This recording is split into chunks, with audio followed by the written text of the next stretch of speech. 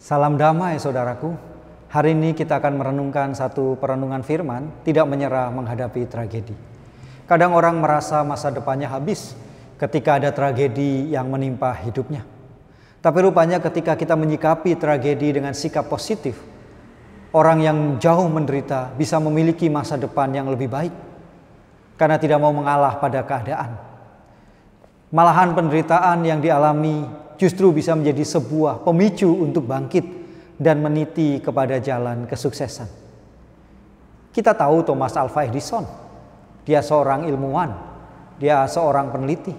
Dia punya sikap yang positif ketika menghadapi kebakaran laboratorium penelitiannya. Pada masa itu usia Edison 67 tahun. Anaknya Charles merasa khawatir jika ayahnya akan depresi menghadapi tragedi kebakaran. Namun Edison malah meminta anaknya untuk memanggil sang ibu dan juga teman-temannya. Dia berkata, cepat panggil mereka, karena peristiwa kebakaran ini tidak akan terulang.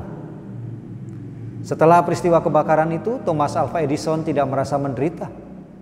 Esok harinya dia mengatakan pada anaknya bahwa kebakaran itu mendatangkan kesempatan baginya untuk membangun laboratorium yang lebih besar di atas puing-puing laboratorium yang lama.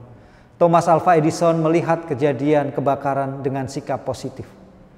Renungan kita hari ini Ibrani 10 ayat 36 menyatakan, sebab kamu memerlukan ketekunan supaya sesudah kamu melakukan kehendak Allah, kamu memperoleh apa yang dijanjikannya itu.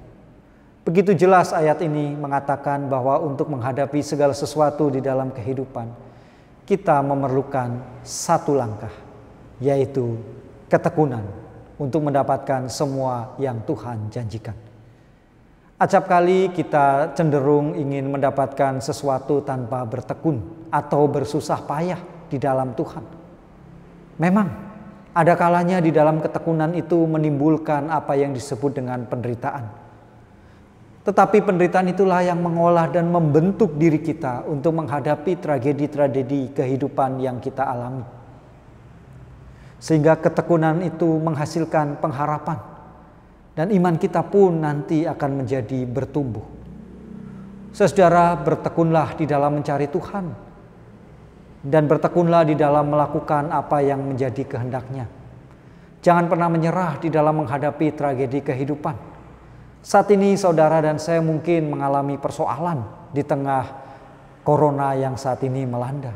Tetapi yakinlah bahwa corona ini tidak akan menghancurkan kehidupan kita ketika kita bertekun, mencari jawab, mencari pertolongan di dalam jalan Tuhan.